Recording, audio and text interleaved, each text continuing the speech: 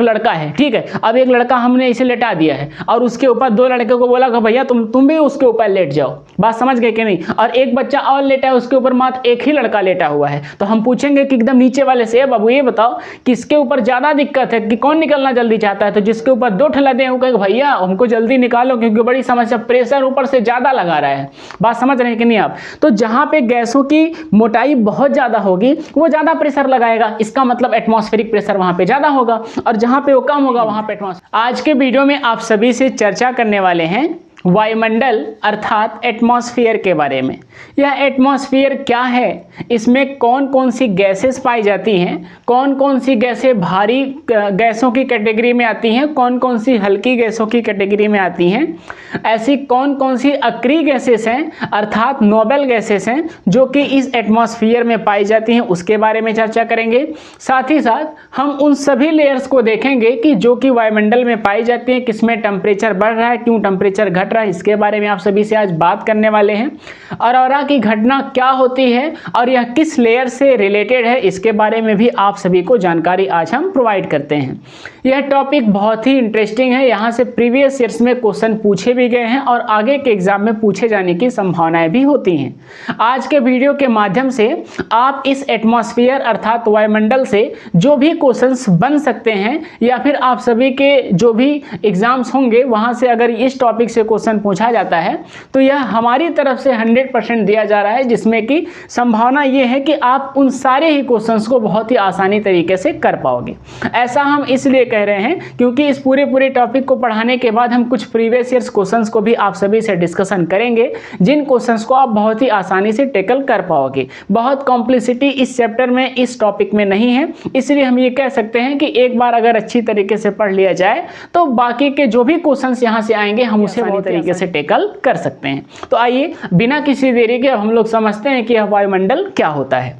देखिए ये पृथ्वी है, यह पृथ्वी है और पृथ्वी के चारों तरफ लगभग 1000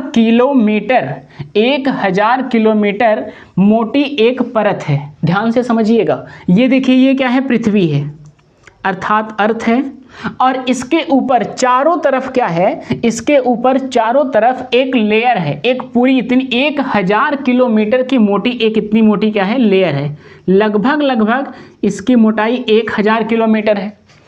यही जो इतनी मोटी आपको यहाँ पे परत दिख रही है ना, इसी को हम क्या कहते हैं, तो इसी को हम एटमॉस्फेयर अर्थात वायुमंडल कहते हैं। इतनी बात क्लियर हो गई। अब देखिए इस वायुमंडल में ये जो आपको यहाँ पे पूरी ये परत दिख रही है इतनी मोटी सी, इसमें गैसेस, जलवाष्प, धूल के कण ये सभी पाए जाते हैं। तो यहाँ से क्वेश्चन बनता है। अच्छा उससे भी पहले मैं आपको बताता हूँ कि यहाँ से किस प्रकार क्वेश्चन बनता है। यहाँ से आपसे ये कहता है कि बताइए ये जो वायुमंडल है, अब ध्यान से देखिएगा, ये पूरा इसमें क्या है, बहुत सारी गैसेस हैं, अर्थात है क्या, मैं लिख देता हूँ यहाँ पे बहुत सारी गैसें हैं, ठीक है। गैसों के साथ ही साथ हम देखें तो यहाँ पे जलवाष्प है अर्थात वाटर वेपर है, और क्या है सर, धूल के कण हैं, ठीक है।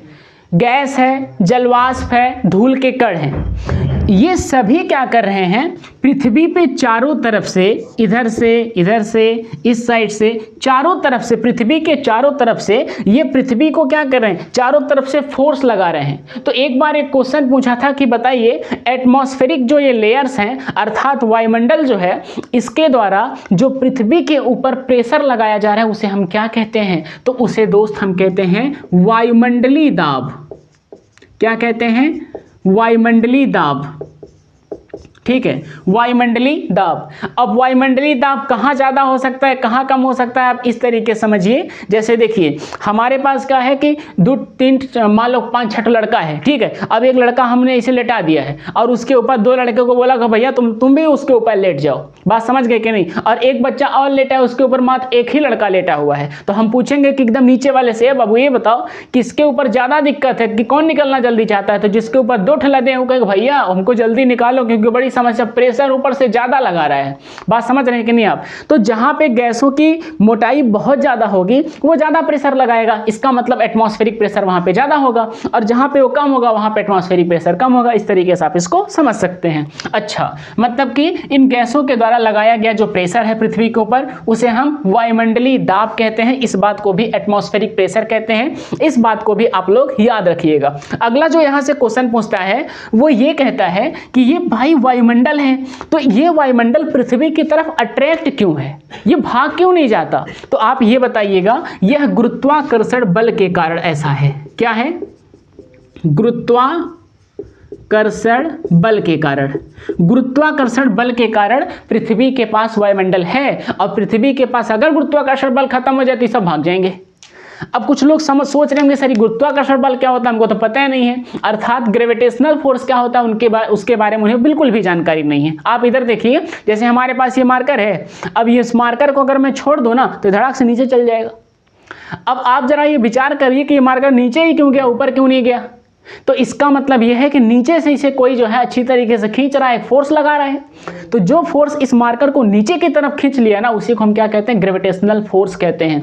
तो इन सभी को पृथ्वी क्या करे? अपनी तरफ अट्रैक्ट कर रही है। इसलिए आपसे क्वेश्चन पूछा जाता है कि बताइए यह क्यों संभव है, यह कैसे पॉसिबल है? तो आप बताइएगा यह गुरुत्वाकर्षण बल के कारण पॉसिबल है। यहां से यह क्वेश्चन पूछा जाएगा। ठीक है, चलिए आगे अब हम लोग थोड़ा सा ये समझ लेते हैं कि ये वायुमंडलीय घटक अर्थात ये एटमॉस्फेरिक जो फैक्टर्स हैं एक तरीके से जिसमें गैसेस हैं, जलवाष्प हैं, थोड़ा इसके बारे में चर्चा कर लें कि यहाँ किस प्रकार से क्वेश्चन आप सभी से पूछा जा सकता है। आइए इसका स्क्रीनशॉट या फिर आप लोग एक रफ नोट्स बना लीजिएगा। आज के बाद दोबारा आपको वायुमंडल पढ़ने की जरूरत नहीं होगी, ऐसा हमारा कमिटमेंट है आप सभी से। आइए हम लोग थोड़ा सा देख लेते हैं कि सर इस वायुमंडल में क्या क्या है। तो इस वायुमंडल में क्या है भैया? इस वायुमंडल में एक तो गैसेस हैं, एक तो गैस है, और क्या है? और है जलवाष्प। जलवाष्प, जलवाष्प का मतलब अभी आपको बता देता हूं, इसे हम वाटर वेपर कहते हैं। और क्या है? धूल के कण हैं, धूल के कण। ठीक है, सॉइल पार्टिकल्स, बहुत सारे छोटे छोटे पार्टिकल्स भी इसी में टहल रहे हैं। ठीक है, इन गैसों की दोस्त अगर बात करें तो इन गैसों को हम दो भागों में डिवाइड करते हैं। एक गैस को हम कहते हैं भारी गैस। क्या? भारी गैस। और एक होती है हल्की गैस।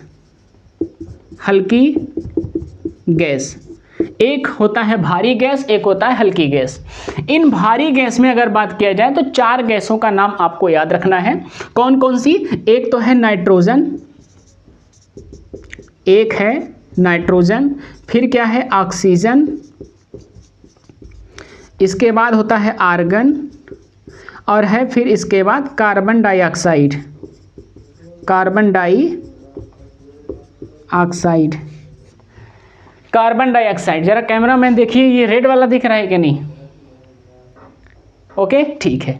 नाइट्रोजन, ऑक्सीजन, आर्गन और कार्बन डाइऑक्साइड ये भारी गैसेस की कैटेगरी में आता है। हल्की गैसेस की अगर बात किया जाए तो इसमें नियॉन, ठीक है, क्रिप्टॉन, जेनॉन, हीलियम,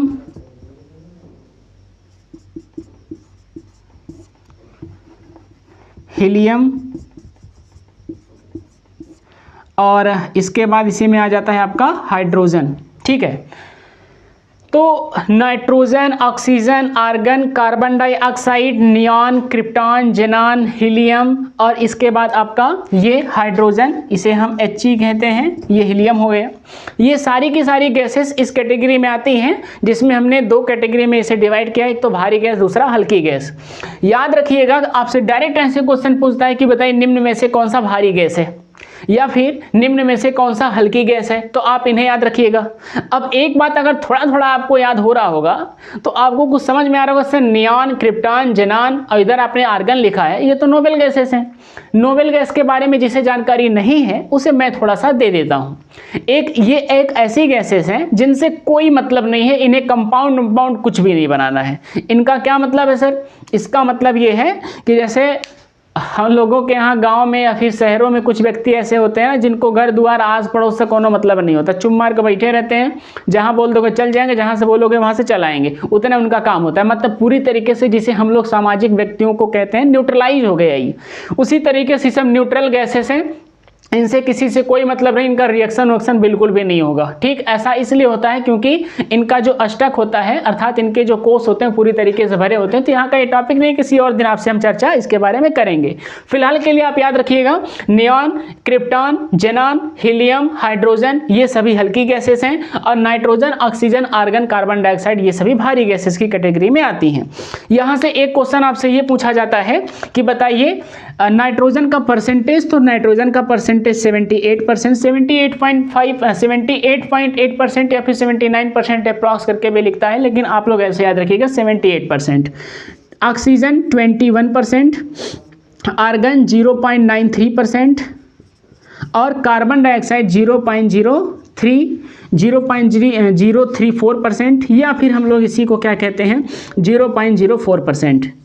ये इनका एक तरीके से परसेंटेज है, आप इसे जरूर याद रखिएगा। यहाँ से क्वेश्चन आप सभी से पूछा जाएगा, क्या क्या, नाइट्रोजन का, ऑक्सीजन का, आर्गन का, कार्बन डाइऑक्साइड का, इन सभी को आपको याद रखना है। ठीक है, इधर आपको परसेंटेज बिल्कुल भी नहीं याद रखना, सिर्फ नाम याद रखना है। मैं क्वेश्चन बता दे रहा हूँ यहाँ किस प्रकार से क्वेश्चन पूछा जाएगा। पहला तो ये पूछेगा कि बताइए वायुमंडल में ऐसी कौन सी अक्रिय गैस है जो नहीं पाई जाती, और ऑप्शन में क्या देगा, रेडान। तो याद रखिएगा रेडान नहीं पाया जाता, ये सारी गैसेस पाई जाएंगी, आर्गन है, क्रिप्टॉन है, जेनॉन है, ये सारी गैसेस, लेकिन रेडान नहीं होता है। अगला क्वेश्चन क्या पूछेगा, बताइए ऐसी कौन सी अक्रिय गैस है, अर्थात ऐसा कौन सा नोबेल गैस है जो भारी गैस की कैटेगरी में आता है। तो क्या बताएंगे आप, तो आप बता दीजिएगा कि भैया ये देखो आर्गन है, और ये आर्गन जो है ये भारी गैसों की कैटेगरी में आता है। क्लियर हो गया। अच्छा, एक बार एक क्वेश्चन पूछा कि बताइए ये कार्बन डाइऑक्साइड पृथ्वी के कितनी ऊंचाई तक पाया जाता है। तो याद रखिएगा दोस्त, यह कार्बन डाइऑक्साइड जो है यह 90 किलोमीटर तक की ऊंचाई तक पाया जाता है। कितना, 90 किलोमीटर तक की ऊंचाई तक। और अगर कार्बन डाइऑक्साइड की मात्रा बढ़ जाए, अगर इसकी क्वांटिटी बढ़ जाती है, तो यह ग्रीन हाउस इफेक्ट का कारण बनता है। Green house effect, green house effect का कारण बनता है। ग्रीन हाउस प्रभाव जो होता है उसका ये कारण बन जाता है अगर CO2 की मात्रा बढ़ जाती है।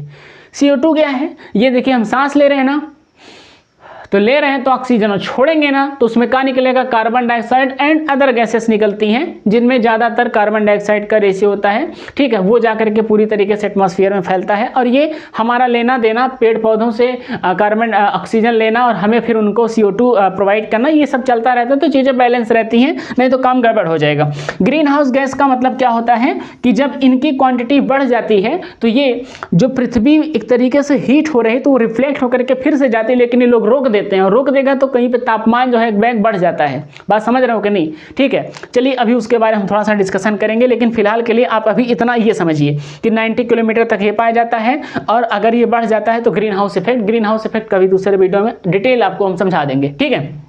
अच्छा, एक बात और आपसे, और यहाँ क्या पूछा जा सकता है कि यहाँ पे आपसे ये क्वेश्चन पूछा जाएगा कि ये तो CO2 आपका ये पूरा हो गया है, ऑक्सीजन एक बार क्वेश्चन पूछा था कि बताइए ऑक्सीजन जो है पृथ्वी के कितनी ऊंचाई तक पाया जाता है। तो याद रखिएगा यह 120 किलोमीटर तक की ऊंचाई तक पाया जाता है, और हमें जिंदा रखने के लिए ये बहुत इंपॉर्टेंट है ना। ऑक्सीजन पृथ्वी की 120 किलोमीटर तक की ऊंचाई तक पाया जाता है, लेकिन पृथ्वी की ऊंचाई से जैसे जैसे आप ऊपर जाओगे तो इसकी क्वांटिटी घटती रहती है।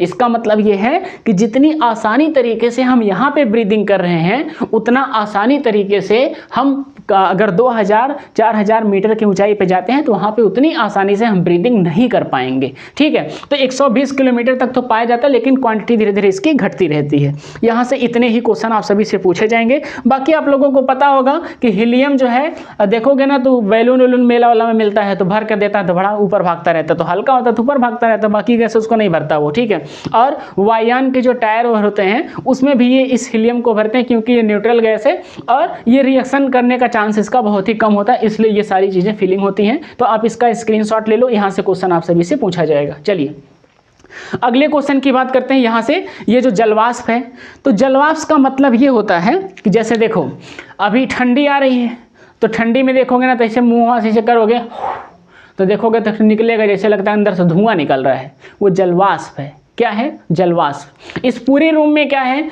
पानी के छोटे छोटे पार्टिकल्स हैं जिन्हें हम जलवाष्प कहते हैं। ठीक है, ये जलवाष्प पूरे पानी का, पृथ्वी पे जो भी पानी है उसका 0.001% फुलफिल करते हैं, 0.001% फुलफिल करते हैं। और याद रखिएगा ये भी पृथ्वी के 90 किलोमीटर तक की ऊंचाई तक पाए जाते हैं।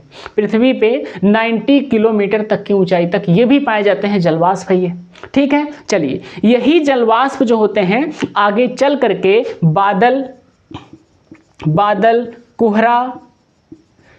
कोहरा, ठीक है, और इसके बाद हिम, इन सभी के निर्माण में ये सहायक होते हैं, जिससे कि बहुत सारी चीज़ें जो हैं आपने देखा होगा कि पानी के रूप में गिरती हैं। ठीक है, तो इसके बारे में याद रखिएगा। धूल के कण सर क्यों इंपॉर्टेंट है पृथ्वी में, वायुमंडल में होना? धूल के कण के बारे में आप थोड़ा समझिए कि ये जो वायुमंडल है, अगर इस वायुमंडल में धूल के कण नहीं रहेंगे तो प्रकीर्णन की एक क्रिया नहीं होगी। प्रकीर्णन की क्रिया आप लोगों को थोड़ा बहुत तो याद ही होगा, जिससे कि हमारा ये वायुमंडल जो है आपको नीला दिखाई देता है। उसमें रीजन क्या है? तो आप ये कहते हो कि सर उसमें प्रकीर्णन जो है उसका एक मेन रोल प्ले करता है, या फिर आप लोगों ने टिंडल इफेक्ट भी पढ़ा होगा, है ना?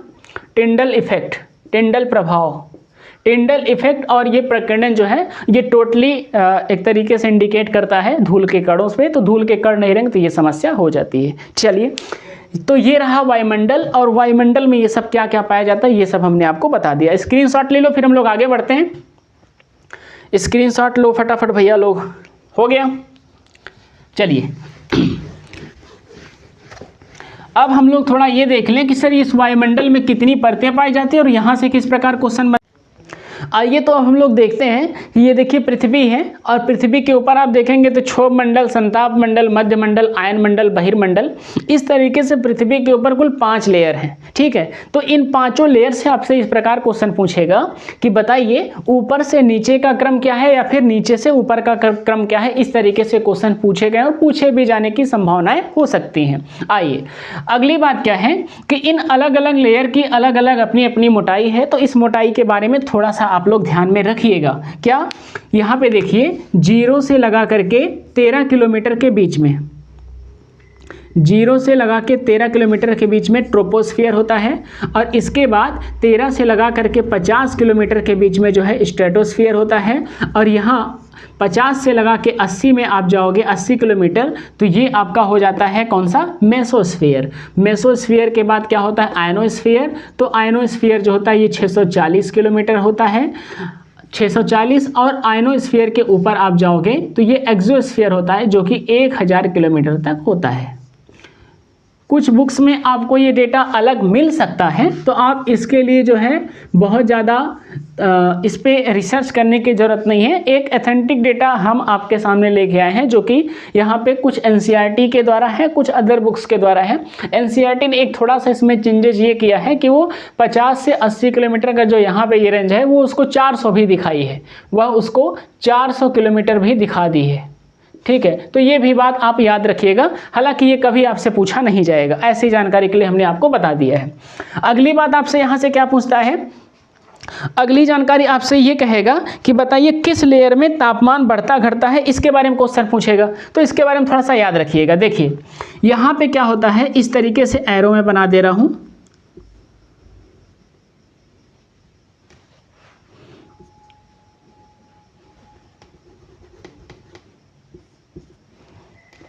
ये देखिए अभी नीचे की तरफ क्या हो रहा है? घट रहा है। फिर ऊपर क्या हो रहा है? बढ़ रहा है। फिर क्या हो रहा है? घट रहा है। और फिर से ऊपर क्या करेगा? बढ़ेगा। ठीक है, इस तरीके से आपको 3 लेयर के बारे में बेसिकली आपको याद रखना है। इन एरो से याद रखिएगा। क्षोभ मंडल में जैसे जैसे ऊपर जाएंगे तो क्या होगा? घटेगा। ये टेम्परेचर है। क्या है?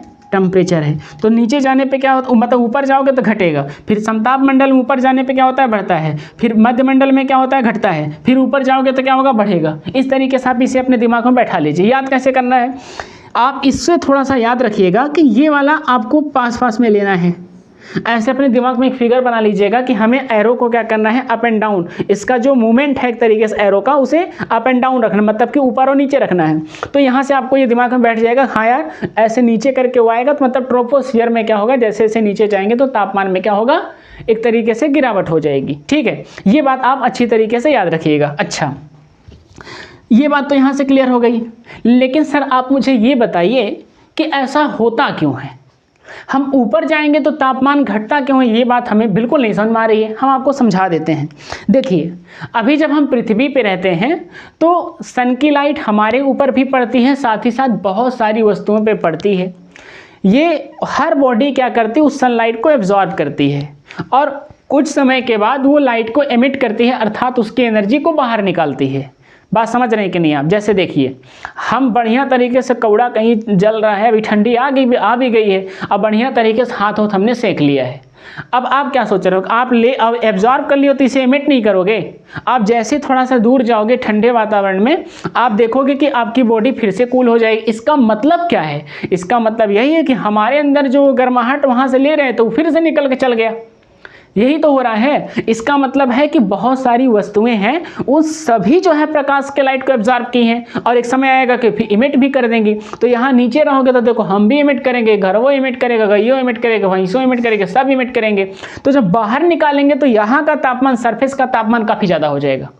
लेकिन जब हम ऊपर जाएंगे तो गाय बछड़ू घर दुआर सब छूट जाएंगे, तो उतना ज़्यादा टेम्परेचर नहीं रहेगा। इसका मतलब ट्रोपोस्फियर जैसे जैसे ऊपर जाएंगे तो तापमान जो है धीरे धीरे घटने लगता है। ये बात क्लियर हो गई। अब एक बात सर ये बताइए, अगर आपके अकॉर्डिंग हम इस समताप मंडल में जाएं तो क्या आपकी बात वहाँ पकड़ेगी? नहीं भाई, ऐसा बिल्कुल भी नहीं होगा। आओ हम थोड़ा आपको यहाँ भी समझाते हैं। देखिए, सिर्फ पृथ्वी की हाइट से, पृथ्वी की सतह से ऊपर की तरफ बढ़ना, तो आप लोगों को लगता है कि सर हम धीरे धीरे अब तो सन की लाइट के पास पहुंच रहे हैं, मतलब हम उसके नज़दीक जा रहे हैं, तो तापमान तो सर बढ़ना चाहिए, ऐसा आप सोचते हो। लेकिन इन लेयर्स को क्यों बना दिया गया? यहाँ पे आप जो डिफरेंट लेयर्स देख रहे हो, इनमें भी तो कुछ ना कुछ डिफरेंसेस, कुछ ना कुछ भिन्नताएं होंगी। इसी बेसिस पे तो इन्हें बनाया गया है। तो भैया, किसी भी लेयर की अपनी एक प्रॉपर्टी है, उसी के अकॉर्डिंग वो ठंडा और गर्म होती है। जैसे वीनस की अलग प्रॉपर्टी है, मरकरी की अलग प्रॉपर्टी है। मरकरी सन के पास रहते हुए भी क्या होता है, गर्म उतना नहीं है जितना कि वीनस गर्म हो जाता है। तो अपनी अपनी सबकी प्रॉपर्टी, इसलिए ये यहाँ पे पूरी तरीके से एप्लीकेबल होता है। क्लियर हो गया? ठीक है, तो आप इसे नोट कर लीजिए। तो फिर हम लोग अब क्या करते हैं, क्षोभ मंडल, समताप मंडल को बारी बारी से देख लेते हैं यहाँ पे और क्या हमसे जानकारियां ये ले सकता है। चलिए, सबसे पहले आप लोग हेडिंग डालिए ट्रोपोस्फियर अर्थात क्षोभ मंडल। क्षोभ मंडल अर्थात ट्रोपोस्फियर। आइए इसके बारे में समझते हैं। तो याद रखिएगा, इसे हम परिवर्तन मंडल के नाम से जानते हैं। परिवर्तन मंडल। दूसरा, 0 से लेकर के 13 किलोमीटर तक इसकी मोटाई होती है। अगली बात क्या है कि बादल का बनना, पक्षी का उड़ना, हेलीकॉप्टर का उड़ना, ठीक है, ये सब कुछ जो होता है इसी में होता है।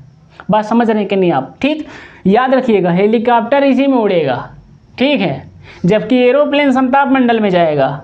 ऐसा क्यों? तो बादल में क्या होता है, बहुत झुंड टाइप का रहता है, तो लड़ जाता है, तो उससे क्या होता है, इतना बड़ा एरोप्लेन लेकर टूट जाएगा। अब हेलीकॉप्टर जो होता है छोटा होता है एरोप्लेन के कंपैरिजन में, तो ये निकल सकता है, देखेगा बादल और भाग जाएगा इधर से। बात समझ रहे हैं कि नहीं? तो इसमें क्या होता है कि हेलीकॉप्टर, पक्षियों का उड़ना, बादल का बनना, बादल इसी में रहेगा। और साथ ही साथ क्या हो सकता है, जो भी आप बर्फबारी देखते हो, जो बर्फ का गिरना, ठीक है, हिम जो गिरता है, ये सब कुछ इसी में निपट जाएगा। ठीक है, तो ये सब जो है घटनाओं को आप लोग अच्छी तरीके से थोड़ा याद रखिएगा। यहाँ से क्वेश्चन पूछता है। अगला क्वेश्चन क्या पूछता है? अगला क्वेश्चन आपसे ये कहता है कि बताइए 165 मीटर की ऊंचाई जाने पर कितने डिग्री सेल्सियस तापमान में हमारा डिक्रीमेंट होता है, अर्थात हम डिक्रीज हो जाते हैं। तो आप याद रखिएगा, 165 मीटर की ऊंचाई जाने पर 1 डिग्री सेल्सियस टेम्परेचर में क्या होता है, कमी हो जाती है। क्षोभ मंडल की बात ये है। क्लियर हो गया? और क्या है कि भैया ऊपर जाने पर क्या होता है, ऊपर जाने पर ऊपर जाने पर तापमान में गिरावट होती है। ऊपर जाने पर तापमान में क्या होता है? गिरावट होती है। फटाफट इसका स्क्रीनशॉट ले लो, फिर हम लोग जो है समताप मंडल में चलते हैं। हो गया? हो गया। चलिए आइए अब हम लोग जो है चलते हैं, थोड़ा सा समझते हैं कि ये समताप मंडल में किस तरीके से क्वेश्चन वहां से पूछे जाएंगे। आइए, समताप मंडल इसे क्या कहते हैं? तो इसे हम स्ट्रेटोस्फीयर कहते हैं। स्ट्रेटोस्फीयर कहाँ था? ये सर पृथ्वी है, अर्थ, इसके ऊपर क्षोभ मंडल और इसके ऊपर सर ये समताप मंडल था, अर्थात ये हमारा स्ट्रेटोस्फीयर है। ठीक है। अच्छा, एक बात ये जरा ध्यान से देखिए, आप लोग ये जानते हो कि ये तो जीरो से लेकर के 13 किलोमीटर तक ये क्षोभ मंडल होता है और 13 से 50 किलोमीटर के बीच में क्या होता है? समताप मंडल होता है। क्लियर हो गया? ठीक है, ध्यान से देखिए, यहाँ पे एक पतली सी ऐसे लेयर होती है, ऐसे ऐसे करके पतली सी लेयर होती है। इस पतली सी लेयर का नाम होता है ओजोन परत। क्या? ओजोन परत। इसका फार्मूला होता है O3, अर्थात 3 ऑक्सीजन के परमाणु। ठीक है, उसे हम ओजोन परत को बनाने में सहायक होते हैं। अच्छा, 20 से 30 किलोमीटर, 20 से 35 किलोमीटर के बीच में इसकी हाइट होती है, मतलब कि मोटाई होती है, इतनी मोटी होती है। ठीक है, अगला क्वेश्चन यहीं से कहता है कि बताइए ओजोन परत में छिद्र कहाँ है? तो अंटार्कटिका के ऊपर। अंटार्कटिका के ऊपर क्या है? ओजोन परत में छिद्र है। इसके लिए जिम्मेदार कौन कौन सी गैसें हैं? तो मेथेन, CFC, ठीक है, मेथेन हो गया, CFC हो गया, ये गैसेस जो हैं इसके लिए जिम्मेदार हैं। कार्बन डाइऑक्साइड, ठीक है, ये सभी गैसेस इसके लिए जिम्मेदार हैं जो इसे डिप्लीट कर रही हैं, अर्थात इसे ख़त्म करना चाहती हैं। अगली बात क्या है? इसको मापने के लिए एक इकाई है, इसकी एक यूनिट है, उसे याद रखिएगा, डाप्सन। डाप्सन इसकी इकाई है, अर्थात ओजोन परत को मापने की इकाई है। यहां से क्वेश्चन पूछेगा। अगला क्या क्वेश्चन पूछता है कि सर इसका काम तो आपने बताया ही नहीं। काम जरा सुन लो। इसका काम ये होता है कि सूर्य से आने वाली यूवी रेस को क्या करता है? रोकता है। इसका मतलब सीधा सीधा आप ये समझिए कि सूर्य के प्रकाश में कुछ तो ऐसी हानिकारक प्रकाश की किरणें होती हैं, वेव्स होती हैं, जो पृथ्वी पर जो अगर पृथ्वी पर आ जाएं तो वो हमारे लिए भी और साथ ही साथ पेड़ पौधों के लिए भी समस्या ग्रसित करेंगी, अर्थात उन्हें समस्या पहुंचाएंगी। ठीक है, इसका मतलब यह है कि सर यह एक ऐसी लेयर है जिसका काम ये होता है कि इन किरणों को रोक ले। आप ऐसे समझो, जैसे गर्मी का महीना मई जून वाला, खूब बढ़िया तरीके से धूप लग रहा है, हम बाहर जाएंगे तो भाई हम लोग तो ठीक हैं फिलहाल के लिए, कोनो ज़्यादा गोरान रहता है तो वो क्या करता है, सोचता है कि जाएंगे तो काला हो जाएंगे, तो करता क्या है, वो छतरी एक ले लेगा। अब छतरी लेके टिकट करके जाएगा तो ऊपर से क्या हो रहा है, छतरी क्या कर रही है, छतरी ऊपर से प्रकाश की किरणों को रोक ले रही है, जिसके ऊपर एक छाया बन जा रही है तो बच जा रहा है, अर्थात वो लाइट पड़ेगी तो बेचारा करिए आ जाएगा। ऐसे ही आप यहाँ पे कुछ समझ लीजिए कि ये क्या करता है, उन किरणों को, हानिकारक किरणों को रोक लेगा, बाकी को कहेगा जाओ जाओ जाओ, तुम्हारी कोई ज़रूरत नहीं है यहाँ पे। ठीक है, वो सब के सब बाकी नीचे आ जाएंगे और कुछ यहीं पे ऊपर रह जाएंगे, ऊपर से चल जाएंगे फिर उधर। ठीक, ये तो ओजोन लेयर का काम है। सर और समताप मंडल में क्या होता है? देखिए यहाँ पे आप याद रखिएगा, ये समताप मंडल और किस चीज़ के लिए जाना जाता है? तो इसी में भैया वायुयान चलते हैं। वायुयान अर्थात एरोप्लेन्स जो होते हैं ये इसी में चलते हैं। आप देखोगे ना जब लैंड मतलब कि उड़ता है तो ऐसे करके एकदम इंक्लाइंड रहते हैं, धगधगा के ऊपर चलता रहता है, जब तक कि हम कहाँ ना पहुँच जाए, जब तक समताप मंडल में ना पहुँच जाए। वहाँ पहुँचता है तो इसे टिक सही से हो जाएगा, फिर वहीं टिक टिक टिक टिक टिक करके चलता है। बात समझ गए? तो समताप मंडल में क्या होता है, ये रन करते हैं। तो इतनी जानकारी आपको इस वाले पूरे समताप मंडल वाले रीजन से याद रखनी है। यहाँ से क्वेश्चन बनेगा तो इस तरीके से क्वेश्चन आप सभी से पूछा जा सकता है। चलिए इसका स्क्रीनशॉट ले लीजिए, तो फिर हम लोग आगे बढ़ते हैं। एक बात आपको थोड़ा सा और बता देता हूँ, ओजोन दिवस कब मनाया जाता है, तो 16 सितंबर एक डेट भी आप लोग याद रखिएगा, यह ओजोन दिवस के नाम से जानी जाती है। क्लियर हो गया? चलिए आगे बढ़ते हैं हम लोग। हो गया? आइए अगला क्या है, तो अगला है भैया मध्य मंडल, है ना? क्या है? मध्य मंडल। मध्य मंडल अर्थात इसे हम लोग क्या कहते हैं? मेसोस्फीयर। इसे मेसोस्फीयर कहते हैं। ये कहाँ होता है सर? ये अर्थ है, इसके ऊपर ट्रोपोस्फियर, मेसोस्फीयर, और इसके ऊपर troposphere, stratosphere, troposphere, stratosphere, mesosphere. इस लेयर के बारे में मैं बात कर रहा हूँ। ठीक है, चलिए इसमें आपको क्या याद रखना है, हमने डेटा, टेम्परेचर तो वहीं पे बता दिया है, तो बार बार लिखने की कोई ज़रूरत है नहीं। इसमें एक डेटा आपको याद रखना है कि उल्का पिंड, क्या?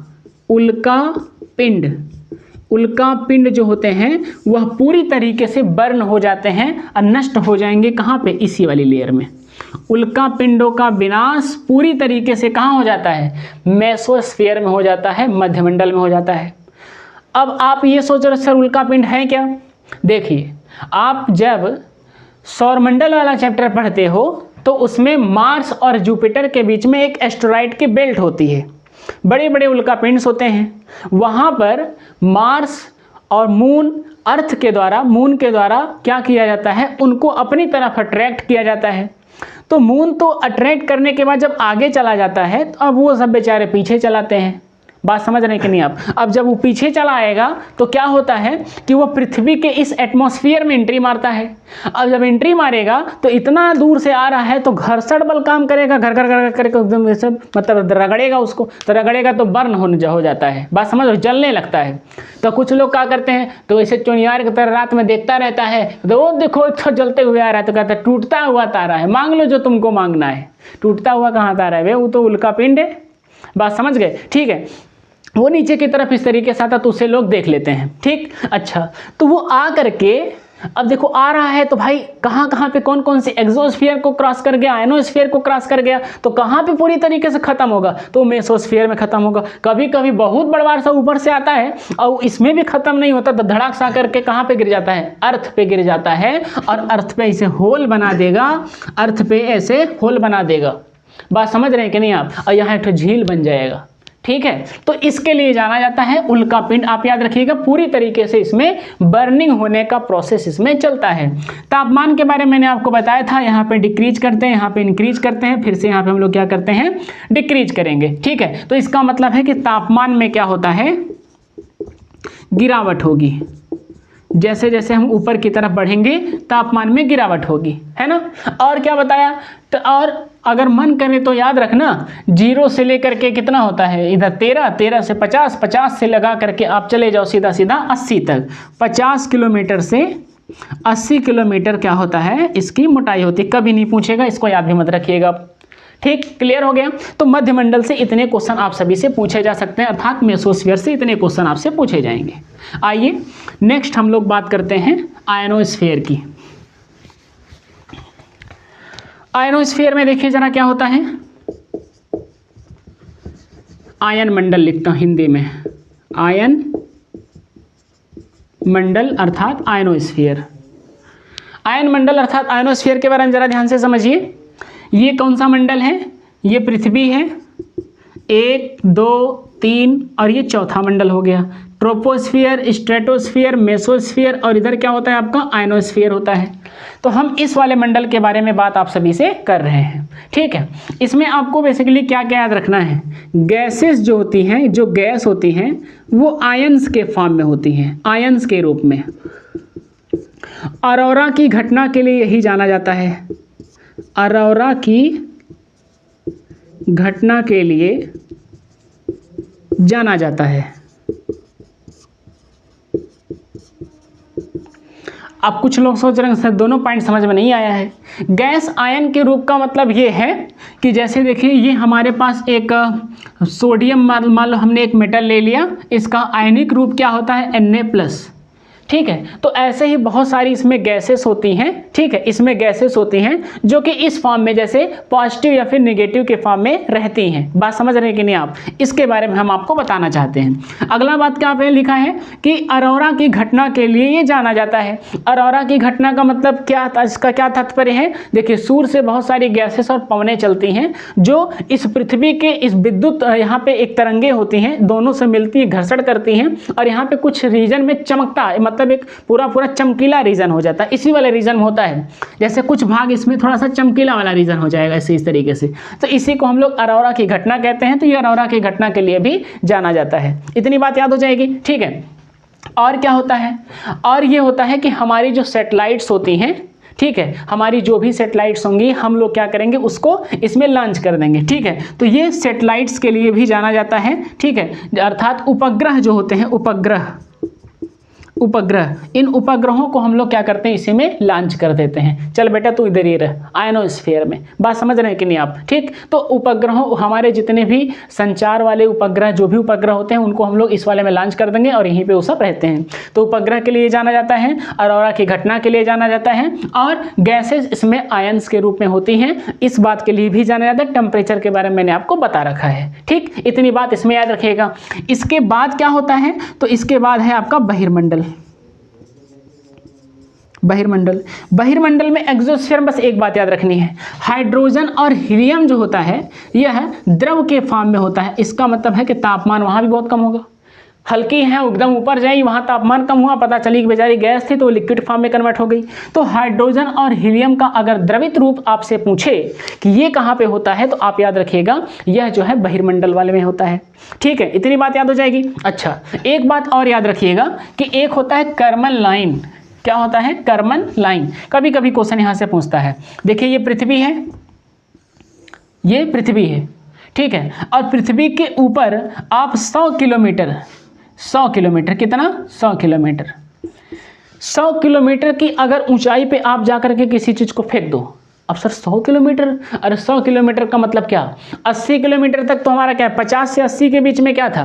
देखिए, 0 से लगा करके 13 किलोमीटर के बीच में क्षोभ मंडल, और 13 से 50 तो समताप मंडल, और समताप मंडल के बाद 50 से लगा करके 80 के बीच में क्या? आयन मंडल। हमने वही तो बताया, आपको कुछ भी छोड़ना है तो आयन मंडल में जाकर छोड़ दो, ठीक है, और कभी नहीं आ पाएंगे नीचे। तो यह एक रेखा होती है जिसे हम कहते हैं कर्मन लाइन।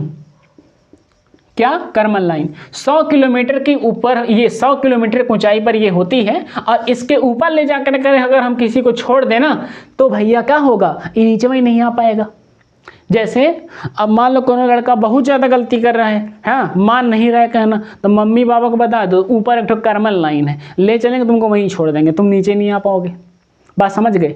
वहीं को वहीं रह जाओगे, ठीक। तो ज़्यादा अगर दिक्कत करोगे तो वो ले जाके कहाँ छोड़ेंगे, हम कर्मन लाइन के उस पार छोड़ देंगे, आ ही नहीं पाओगे, ठीक। सर ऐसा क्यों होता है? ऐसा इसलिए होता है कि इस पार अगर आप चले जाओगे तो यहाँ पे जो लगने वाला गुरुत्वाकर्षण बल है, ग्रेविटेशनल फोर्स है, वो 0 हो जाता है, इसीलिए ऐसा होता है, ठीक है। तो ये रहा आपका बहिर्मंडल, आयन मंडल, इसके बारे में हमने आपको जानकारी दी। आइए अब हम लोग जरा कुछ क्वेश्चन की प्रैक्टिस करते हैं कि क्या हम लोगों ने जो पढ़ा है यह प्रीवियस ईयर क्वेश्चन को करने के लिए ठीक है, क्या हम उन क्वेश्चंस को कर पा रहे हैं कि नहीं कर पा रहे हैं। आइए जरा इन क्वेश्चंस को आप लोग अच्छी तरीके से देखिए। अच्छा, एक बात थोड़ा सा याद आ रहा है, अभी मैं आपको बता देता हूं कि आयन मंडल में वो नहीं बताया आपको। आयन मंडल में थोड़ा सा आप लोग अपनी कॉपी निकालिए। आयन मंडल में एक चीज़ और नोट कर लीजिए। क्या? आयन मंडल। ये जो आयन मंडल होता है दोस्त ना, ये जो आयन मंडल है, तो यहाँ पे जैसे ये तो पृथ्वी है, ध्यान से देखिएगा, ये अर्थ है, ये पृथ्वी है। तो होता क्या है कि यहाँ पर एक रेडियो वेव को भेजने के लिए हमने एक टावर लगा रखा है। ये जो रेडियो वेव ऐसे करके जाएगा ना, तो इस आयन मंडल से ही रिफ्लेक्ट होकर के ये रिसीवर तक जाता है। नहीं समझ में आया? देखिए, जैसे हमारे घरों में जो टीवी लगी है, तो देखोगे तो एक छतरी लगा होता है छत के ऊपर, जिसका काम ये होता है कि ये जो सिग्नल भेजा गया है उसे एब्जॉर्ब करे, पकड़े, तभी तो हमारे यहाँ टीवी चलेगी। जो सिग्नल भेजा गया है तभी तो चलेगा। तो उनको क्या करता है कि ये ऐसे भेजेगा ना, तो ये आयन मंडल तक जाएगा, फिर यहाँ से ट्रांसमिट होकर इधर आ जाएगा। अर्थात यहाँ से क्या होता है, रेडियो वेव का परावर्तन होता है। ये भी क्वेश्चन पूछा गया था कि ऐसा कौन सा मंडल होता है जहां से रेडियो वेव का परावर्तन होता है अर्थ पर, तो क्या बताओगे? ये हमारा आयन मंडल होता है। एक चीज आप लोग अपनी कॉपी में नोट्स में थोड़ा सा मेंशन कर लीजिएगा। आइए हम लोग कुछ क्वेश्चंस को देखते हैं कि क्या हम उन क्वेश्चन को कर पा रहे हैं कि नहीं कर पा रहे हैं। आ जाओ, चलो भैया लोग, पहला क्वेश्चन जरा ध्यान से देखिए। पहला क्वेश्चन हम डिस्प्ले कर रहे हैं, आप लोग जरा ध्यान से देखो क्या लिखा है। IAS Indian administrative service IAS का 96 का क्वेश्चन ये है, कह रहा है कि रेडियो तरंगों के विक्षेपण के लिए वायुमंडल के निम्नलिखित स्तरों में से कौन सा स्तर उत्तरदायी है। अभी जस्ट आपको मैंने बताया कि आयन मंडल जो होता है यही रेडियो वेव के परावर्तन के लिए, विक्षेपण के लिए उत्तरदायी होता है। तो आंसर हमारा क्या हो जाएगा? आयन मंडल अर्थात आयनोस्फीयर। क्लियर हो गया? चलिए अगले क्वेश्चन पे आ जाइए। वायुमंडल में कार्बन डाइऑक्साइड का प्रतिशत बढ़ जाने पर निम्न में से क्या घटित नहीं होगा? अरे वायुमंडल में कार्बन डाइऑक्साइड बढ़ेगा, पहले तो ये समझो कि क्या होगा। पहले ये ना देखो क्या नहीं होगा, पहले ये देखो कि होगा क्या। कार्बन डाइऑक्साइड बढ़ा, ग्रीन हाउस इफेक्ट होगा, ग्लोबल वार्मिंग होगी, टेम्परेचर बढ़ जाएगा, जो बर्फ है पिघल जाएगी, पानी का स्तर बढ़ जाएगा। और इसमें क्या बोला है, आइए जरा देखें। कह रहा है कि पृथ्वी गर्म हो जाएगी। अच्छा, इसमें लिखा है कि निम्न में से क्या घटित नहीं होगा। तो भैया ये तो घटित होगा। ध्रुवों पर बर्फ पिघलेगी, बिल्कुल होगा। वायु में ताप बढ़ेगा, बिल्कुल होगा। समुद्र तल घट जाएगा, अरे नहीं बाबू, बढ़ जाएगा। क्यों? ये बर्फ जो पिघल के जाएगी तो समुद्र का स्तर नहीं बढ़ जाएगा, बढ़ जाएगा। इस तरीके से देखिए क्वेश्चन पूछा है। कब का क्वेश्चन है? UPPCS 2004 का क्वेश्चन है। आइए अगले क्वेश्चन की तरफ बढ़ते हैं। अगला क्वेश्चन क्या लिखा है? वायुमंडल अधिकांश ऊष्मा परोक्ष रूप से सूर्य से तथा प्रत्यक्ष रूप से पृथ्वी के धरातल से प्राप्त करता है। अच्छा, इसका मतलब समझ रहे हैं आप? देखिए ऊपर तो से सूर्य की लाइट आ रही है, तो कह रहे हैं परोक्ष रूप से, और इसके बाद हमारा क्या कह रहे हैं? प्रत्यक्ष रूप से। जब यहाँ नीचे की तरफ जाता है तो लाइट इमिट करती है, ये प्रकाश फिर से ऊपर की तरफ, मतलब कि वो जो सूर्य की लाइट, जो सूर्य की ऊष्मा है, वो फिर से इस वायुमंडल में जाएगी। तो बिल्कुल सही बात है कि ऊपर से सूर्य देगा, फिर पृथ्वी पे आएगा, टकराएगा, यहाँ से रिफ्लेक्ट करके फिर से हमारा वायुमंडल तापमान पाता है। अच्छा, पृथ्वी के धरातल पर सौर लघु तरंगें पार्थिव ऊर्जा की लंबी तरंगों से परिणित होती हैं। इसका मतलब आप समझ रहे हो कि नहीं? यहाँ पे आपसे क्या कहा जा रहा है कि पृथ्वी के धरातल पर सौर लघु तरंगें पार्थिव ऊर्जा की लंबी तरंगों से परिणित होती हैं। बिल्कुल सही बात है। तो करेक्ट आंसर आपका इसमें ए और आर, मतलब कि ए और आर दोनों सही हो जाएंगे, और आर ए की उचित व्याख्या करता है। ये आपका करेक्ट आंसर यहाँ पे निकल करके आता है। ठीक, देखिए ये क्वेश्चन UPPCS 97 का पूछा गया है। अगले क्वेश्चन में ओजोन परत कहाँ अवस्थित है? आंख बंद करके फटाफट आंसर दे दो। UPPCS 97, UPPCS 2005 का क्वेश्चन ये है। सिंपल सा क्वेश्चन है कि ओजोन परत कहाँ है? तो स्ट्रेटोस्फीयर में अर्थात समताप मंडल में।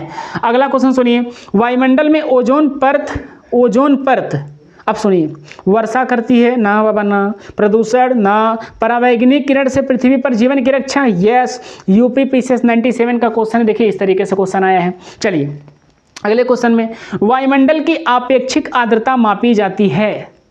वायुमंडल की आपेक्षिक आर्द्रता, हाइग्रोमीटर, नहीं बताया, लिख लो हाइग्रोमीटर। क्या है? क्वेश्चन UPPCS 95 का क्वेश्चन ये है। क्या पूछा था? वायुमंडल में जो आपेक्षिक आर्द्रता है इसको आप कैसे मापोगे, ज्यादा है कि कम है? तो हाइग्रोमीटर एक डिवाइस होती है, उससे हम लोग माप लेते हैं। अगले क्वेश्चन जरा आइए, निम्न में से कौन सी वायुमंडलीय परत है जिसमें ऊंचाई के साथ तापमान में वृद्धि अंकित की जाती है? ऊंचाई के साथ तापमान में वृद्धि, ऊंचाई के साथ तापमान में वृद्धि के लिए कौन जाना जाता है? जल्दी मुझे बताओ।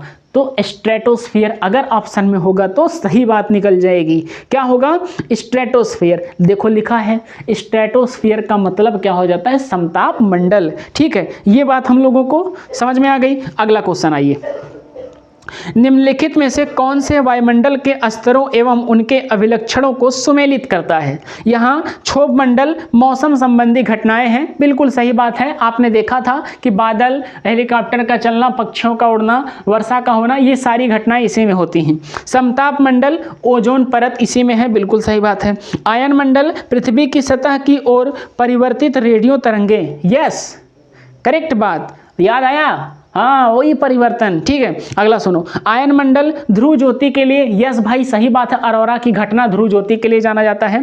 तो आपसे इसमें जरा देखिए कि पूछा क्या है, कह रहा है कि निम्नलिखित में से कौन से वायुमंडल के स्तरों एवं उनके अभिलक्षणों के सुमेलन में सही है, कह रहा है कि सुमेलन में सही है, ठीक है। तो आप जरा ये ध्यान से देखिएगा इसमें कौन सा सही हो जाएगा। तो इसमें आपका हो जाता है कि 1, 2, 3 और 4 मतलब कि सभी के सभी इसमें सही है, करेक्ट बात हो गई। आइए अगले क्वेश्चन की तरफ आ जाइए। चलिए, इतने क्वेश्चंस तो हमने आपको इसी तरीके से दिखा दिए कि जिससे आप लोगों को कम से कम समझ में आ जाए कि हमने जो पढ़ा यहाँ से क्वेश्चन हम आसानी तरीके से कर पाते हैं। आपको वीडियो कैसा लगा प्लीज़ हमें आप कमेंट करके जरूर बताइएगा। मिलते हैं आप सभी से नेक्स्ट वीडियो में, तब तक के लिए सभी को जय हिंद।